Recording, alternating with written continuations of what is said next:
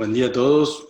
Quiero agradecer la invitación al comité organizador y al comité científico, y especialmente a Andrés Preciado Anaya, a participar de este curso denominado Cardiology and Imaging.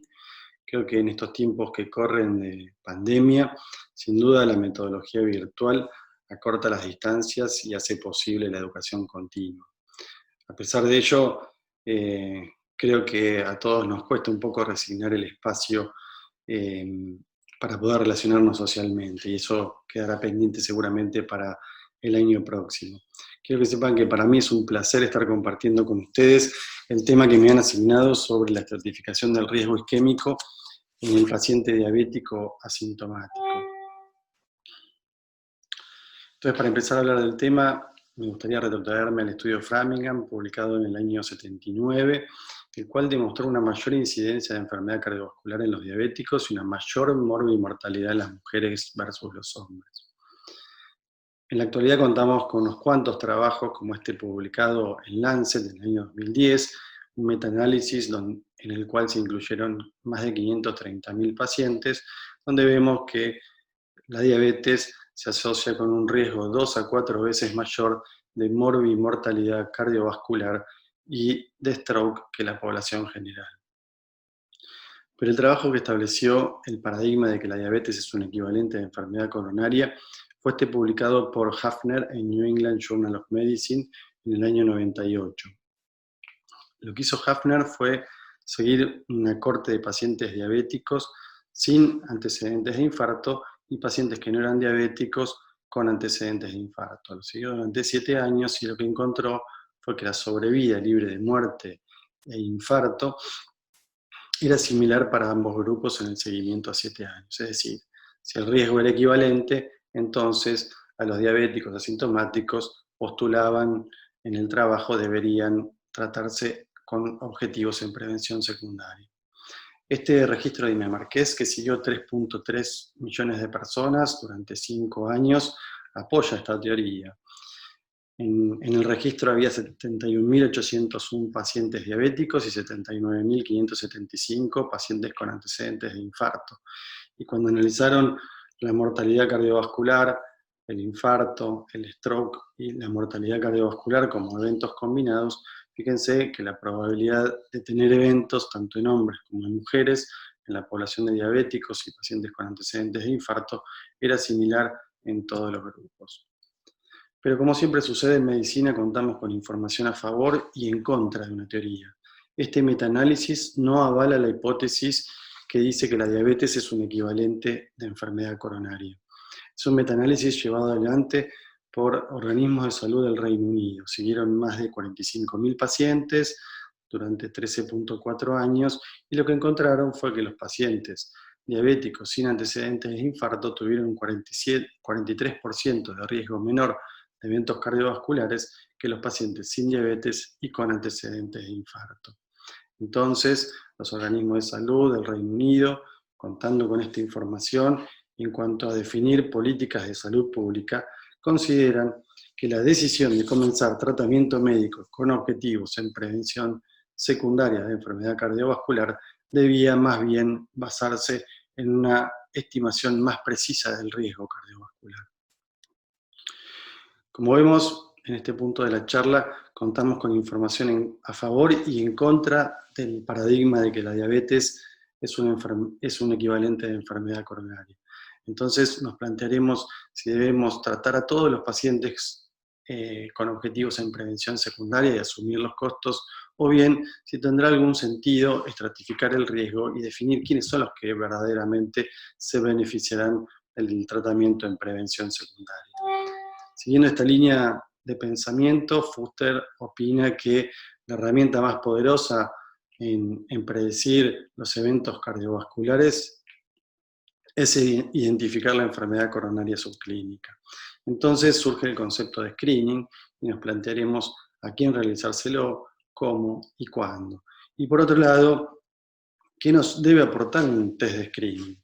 Sin duda que proveer información pronóstica incremental a la aportada por los scores de riesgo clínicos, conducir un cambio en el manejo del paciente que mejore el pronóstico comparado con la estrategia habitual y que sea costo efectivo. En la primera parte de la charla veremos algunos métodos complementarios que considero nos pueden ayudar a hacer screening de enfermedad cardiovascular en el paciente diabético y luego veremos cómo podemos hacerlo en forma costo efectiva. Veamos qué aporta la tomografía a través del score de calcio. Estos son los dos trabajos o registros más grandes publicados a la fecha. El registro publicado por Budow ya en el año 2007, donde vemos que a medida que aumenta el score de calcio, disminuye la sobrevida libre de muerte de cualquier causa en el seguimiento a 12 años de los pacientes. En el estudio MESA se incluyeron 6.772 pacientes y donde vemos que a medida que aumenta el score de calcio, aumenta la probabilidad de muerte de un infarto en el seguimiento a 5 años. Ambos trabajos concluyeron que existe una relación lineal entre la extensión de las calcificaciones coronarias y la probabilidad de sufrir un evento cardiovascular. Este es el registro europeo, el RECOL Study. Se incluyeron 4.129 pacientes seguidos durante 5 años y básicamente el RECOL Study concluyó lo mismo que los otros dos registros presentados. A medida que aumenta la carga aterosclerótica del árbol coronario, aumenta la probabilidad de tener eventos. Pero el RECOL Study lo que hizo fue algo interesante, dividir a la población de acuerdo al riesgo clínico, de acuerdo al score de Framingham, pacientes de bajo, moderado y alto riesgo, donde entrarían los pacientes diabéticos. Y lo que vio el RECOL Study es que el score de calcio permitía reclasificar un 29% de los pacientes de riesgo alto en riesgo intermedio y un 5% de los pacientes de riesgo alto en riesgo bajo. Más datos del RECOL Study, en este caso 1.343 pacientes diabéticos seguidos durante 8.5 años, donde vemos que la exactitud diagnóstica del score de calcio, en este caso la sensibilidad y la especificidad, es significativamente mayor para predecir eventos que el score de Framingham y el score de riesgo clínico para pacientes diabéticos presentado por el Reino Unido. Datos del registro de Budow, en este caso vemos pacientes sin diabetes, pacientes con síndrome metabólico y pacientes diabéticos, y donde vemos de nuevo lo mismo que veíamos en los distintos registros. A medida que aumenta el score de calcio, aumenta la probabilidad de tener eventos. Pero en este caso, en estos 3 grupos de riesgo: los no diabéticos, los pacientes con síndrome metabólico y los pacientes diabéticos. El dato interesante de este trabajo es que el 38% de los pacientes diabéticos tenían un score de calcio 0. Y el riesgo de eventos anuales, eventos cardiovasculares anuales, era extremadamente bajo, 0.4%, lo que habla del valor predictivo del método. Negativo, el alto valor predictivo negativo del método. Este es un trabajo publicado por James Min en Circulation Cardiovascular Imaging. Son 9.715 pacientes seguidos durante 15 años, donde vemos básicamente lo mismo: la capacidad del score de calcio de discernir el riesgo en pacientes diabéticos y no diabéticos. Pero el punto interesante de este trabajo es el periodo de garantía, el tiempo transcurrido entre la realización del estudio y el primer evento. Y fíjense la permanencia en el tiempo del bajo riesgo de un score de calcio 0. Fíjense cómo las curvas entre los pacientes diabéticos y no diabéticos se separan recién a partir de los 5 años. De nuevo, hablando del valor predictivo negativo de un score de calcio 0. Entonces, como vimos, el score de calcio provee información pronóstica incremental a la aportada por los scores de riesgo clínico. El score de calcio aporta información diagnóstica y pronóstica sobre la enfermedad coronaria subclínica y nos permite definir las metas del tratamiento médico en prevención primaria y secundaria. Veamos qué nos pueden aportar los estudios de perfusión miocárdica en cuanto a la estratificación del riesgo del paciente diabético asintomático. Y creo que entonces los primeros interrogantes que nos plantearemos es cuál es la prevalencia de la isquemia silente en pacientes diabéticos y cuál es su valor pronóstico. ¿Cuál es el valor pronóstico de un estudio de perfusión normal o anormal? Sabemos que la percepción de los síntomas en los pacientes diabéticos es diferente al resto de los individuos, básicamente por su disfunción autonómica, la neuropatía diabética, lo que genera una mayor incidencia de isquemia silente. Registros observacionales, retrospectivos, daban cuenta de que más del 50% de los pacientes que se realizaban un estudio de perfusión presentaban un estudio anormal.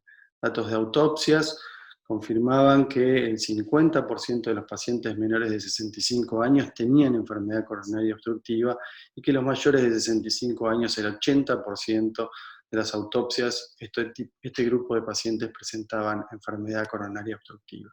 Entonces, para definir bien cuál era la verdadera prevalencia de la isquemia silente en el paciente diabético, se diseñó el estudio DIAD. El estudio DIAD incluyó 522 pacientes verdaderamente asintomáticos, los randomizó a una estrategia de screening con estudios de perfusión miocárdica y una estrategia estándar, tratamiento estándar de acuerdo a la decisión del médico de cabecera. Y lo que encontró el estudio DIAD, sorprendentemente, es que la prevalencia era solo del 22% de isquemia en los estudios de perfusión miocárdica y que el 6% presentaban defectos de perfusión moderados a severos. Algunos de los análisis que se hicieron post-hoc del estudio daban cuenta de que realmente eran verdaderos asintomáticos y que los pacientes diabéticos incluidos en este estudio tenían un perfil de riesgo cardiovascular bastante bajo, lo cual justificaba la prevalencia tan baja de los estudios de perfusión anormales encontrados en el estudio. Un año después del estudio DIAD se publica este trabajo en JACC en el año 2005.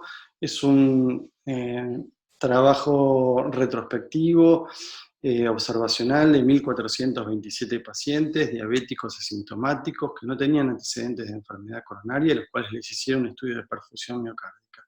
Sorprendentemente, fíjense que el 58% de los pacientes tenían un estudio anormal y que el 18% tenían un estudio de perfusión con isquemia moderada a severa. Es decir, las diferencias que habitualmente vemos entre registros retrospectivos y observacionales que hablan un poco de lo que es el mundo real y los estudios randomizados. Fíjense entonces, 3 veces mayor incidencia de estudios de perfusión anormales y 3 veces más estudios de perfusión con montos isquémicos moderados a severos. ¿Cuál es entonces el valor pronóstico de un estudio de perfusión normal y bien cuál es su periodo de garantía? En el estudio DIAD, los pacientes que tenían un estudio normal, fíjense en el seguimiento a 5 años, la tasa de eventos era extremadamente baja. Nosotros en el Congreso de la Federación Argentina de Cardiología, en el año 2014, presentamos este trabajo en 142 pacientes diabéticos y 640 pacientes no diabéticos. Lo seguimos durante 7 años, un registro retrospectivo y observacional, donde lo que buscamos fue el periodo de garantía de un estudio normal en el paciente diabético. Definimos periodo de garantía entre el tiempo transcurrido entre la realización del estudio y el primer evento coronario. Y lo que vimos fue que el periodo de garantía era similar entre los pacientes diabéticos y entre los pacientes no diabéticos, lo que habla de nuevo de un valor predictivo negativo de un método, en este caso los estudios de perfusión miocárdica muy alto y la permanencia en el tiempo de ese bajo riesgo. ¿Cuáles son las implicancias pronósticas de un estudio anormal? En el estudio DIAD, el 6% de los pacientes que tienen un estudio de perfusión con isquemia moderada severa, fíjense que tiene una tasa de eventos en el seguimiento a 5 años significativamente mayor que los pacientes que tenían un estudio anormal. El estudio Bardot incluyó 400 pacientes diabéticos sin antecedentes de enfermedad coronaria que tenían daño de órgano blanco y encontró que los pacientes en la línea roja que tenían un estudio de perfusión anormal tienen una tasa de eventos significativamente mayor en el seguimiento a 2 años que los pacientes que tenían un estudio normal. Y Carly publica en Circulation esta experiencia en pacientes diabéticos y no diabéticos, y lo que ve básicamente es que a medida que aumenta la severidad y extensión de los defectos de perfusión, fíjense, tanto en diabéticos como en no diabéticos, cómo aumenta la probabilidad de muerte cardíaca en el seguimiento de los pacientes. El estudio IRIS fue un estudio prospectivo y multicéntrico, incluyó 822 pacientes, seguidos durante 5 años, y lo que encontró fue que conocer los resultados del estudio de perfusión miocárdica agregaba información pronóstica incremental a la aportada por la clínica y la fracción de eyección. Lo que hicieron en el estudio IDIS fue dividir a la población de pacientes diabéticos de acuerdo a ciertos parámetros clínicos, en pacientes de bajo, moderado y alto riesgo, y fíjense cómo tener un estudio de perfusión normal, defectos de perfusión moderados o defectos de perfusión severos para las tres categorías de riesgo clínico permitía discernir el verdadero riesgo de los pacientes. Este trabajo, publicado por Gary Heller en 17.499 pacientes, confirma la teoría de que la diabetes es un equivalente de enfermedad coronaria. En rojo pueden ver los pacientes diabéticos y en azul los pacientes no diabéticos con antecedentes de enfermedad coronaria y cómo la sobrevida libre de eventos cardiovasculares a 5 años es similar para los dos grupos. Pero lo interesante del trabajo es que cuando él analiza los resultados del estudio de perfusión en los pacientes no diabéticos con enfermedad coronaria y los diabéticos sin enfermedad coronaria, los pacientes que tenían un estudio de perfusión normal tenían una tasa de eventos significativamente menor que los pacientes que tenían un estudio anormal. Es decir, los estudios de perfusión nos permiten reclasificar el riesgo de estos dos grupos de pacientes que a priori son de alto riesgo. ¿Qué podemos decir de la reserva de flujo coronaria?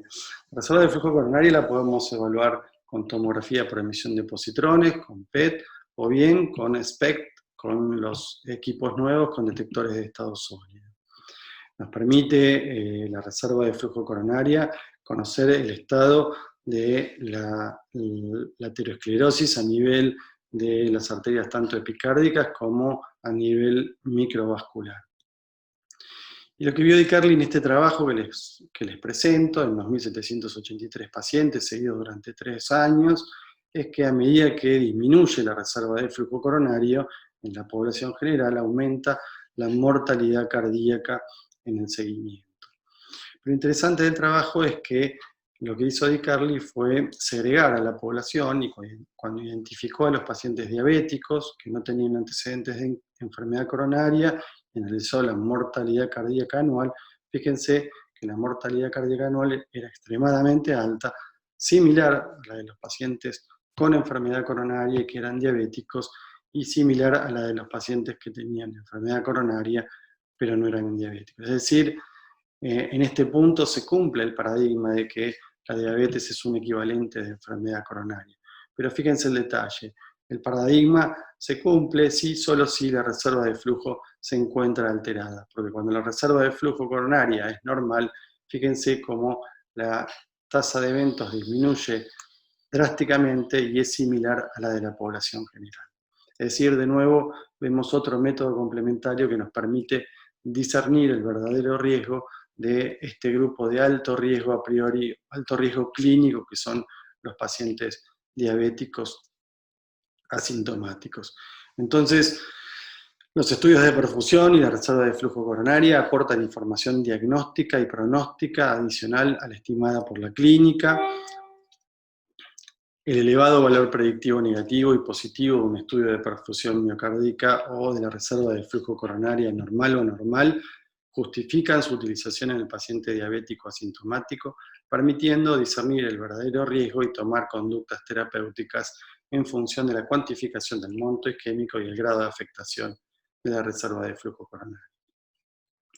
Entonces, como vemos, el riesgo en los pacientes diabéticos no se encuentra uniformemente distribuido, es decir, de acuerdo a toda la información que les he presentado, no son todos los pacientes diabéticos de alto riesgo. Entonces, creo que en este punto lo que nos debemos plantear es tratar de identificar cuáles son los predictores de riesgo clínico que nos indiquen cuáles son los pacientes que se beneficiarán del uso de los métodos complementarios de diagnóstico, porque para ser costo efectivo no podemos realizarle un estudio de screening a todos los pacientes diabéticos asintomáticos. Entonces veamos qué correlación hay entre estos parámetros del riesgo clínico y la posibilidad de encontrar enfermedad cardiovascular o bien estudios de screening anormales. Sabemos que la edad y el sexo son dos factores de riesgo no modificables. En este trabajo, entre 179.000 pacientes diabéticos y más de 9 millones de pacientes sin diabetes, vemos cómo la transición entre riesgo moderado y riesgo alto de tener eventos cardiovasculares ocurre 15 años antes en los pacientes diabéticos que en los pacientes no diabéticos, tanto en hombres como en mujeres. Es decir, que la diabetes confiere un riesgo cardiovascular equivalente a envejecer 15 años. Y si bien este aumento en el riesgo es continuo y progresivo, la transición entre el riesgo moderado y el riesgo alto, fíjense que ocurre antes en los hombres que en las mujeres. ¿Qué hay en cuanto a la duración de la diabetes? Como vemos en estas curvas de Kaplan y Meier, los pacientes diabéticos tienen una sobrevida libre de eventos significativamente mayor que los pacientes con antecedentes de enfermedad cardiovascular. Es decir, en este trabajo, en este gráfico, no se cumple el paradigma de que la diabetes es un equivalente de enfermedad coronaria. Pero no se cumple el paradigma cuando los pacientes tienen una duración de la diabetes de menos de 10 años, porque cuando los pacientes tienen una duración de la diabetes de más de 10 años, fíjense cómo se equipara el riesgo y los pacientes diabéticos con una duración de la diabetes de más de 10 años tienen la misma probabilidad de tener eventos cardiovasculares que los pacientes con antecedentes de enfermedad cardiovascular que no son diabéticos. ¿Qué hay con respecto a la microalbuminuria? En este metanálisis vemos cómo los pacientes diabéticos con microalbuminuria tienen incrementado 2 veces el riesgo de presentar morbimortalidad de origen cardiovascular que los pacientes que tienen una microalbuminuria normal. Otro trabajo que demuestra cómo disminuye la sobrevida libre de eventos cardiovasculares en los pacientes que tienen una microalbuminuria elevada, y cuando la microalbuminuria se asocia con isquemia silente, fíjense cómo disminuye drásticamente la sobrevida. A 5 años, el 65% de los pacientes con microalbuminuria e isquemia silente presentan un evento cardiovascular. ¿Qué hay sobre la hemoglobina glicosilada? En este registro de cerca de 120.000 pacientes, fíjense cómo aumenta 2 a 3 veces el riesgo de enfermedad cardiovascular, el riesgo de enfermedad coronaria, de stroke, de insuficiencia cardíaca y de mortalidad relacionada a causas cardiovasculares. Con respecto al electrocardiograma de reposo anormal, el estudio de Milán, llevado adelante por el grupo de diabetes y aterosclerosis, se encuentra que los pacientes que tienen un electrocardiograma anormal de reposo presentan 9 veces más probabilidades de presentar isquemia silente que aquellos pacientes que tienen un electrocardiograma de reposo normal. Y que un electrocardiograma de reposo normal aumenta prácticamente 6 veces la probabilidad de tener eventos cardiovasculares. Ahora bien, ¿qué nos recomiendan las guías de la Asociación Americana de Diabetes en cuanto a realizar screening cardiovascular en el paciente diabético asintomático? Las guías no recomiendan el screening en este grupo de pacientes porque no mejora los resultados clínicos en la medida que los factores de riesgo sean tratados. Esta recomendación básicamente se basa en criterios de costo-efectividad.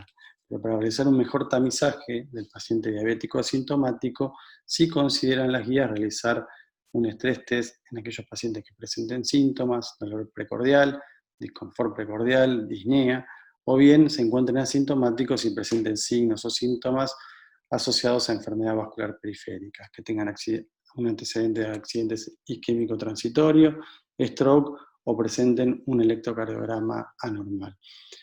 Creo yo que, de acuerdo a la evidencia presentada, agregaría la edad, el sexo, la microalbuminuria, la hemoglobina glicosilada y la duración de la diabetes como otros criterios más para mejorar este tamizaje de la población de pacientes diabéticos y realizarles el screening cardiovascular. Para terminar, creo que en este camino al evento coronario, si bien los factores de riesgo cardiovascular y la diabetes nos dicen quiénes son los pacientes que deberían tener la enfermedad, sin duda que los métodos complementarios de diagnóstico, el score de calcio, la reserva de flujo, los estudios de perfusión miocárdica y la angiotomografía nos dicen quiénes son los pacientes que tienen o no tienen la enfermedad y nos permiten estratificar el verdadero riesgo de estos pacientes y tomar conductas. Muchas gracias por su atención.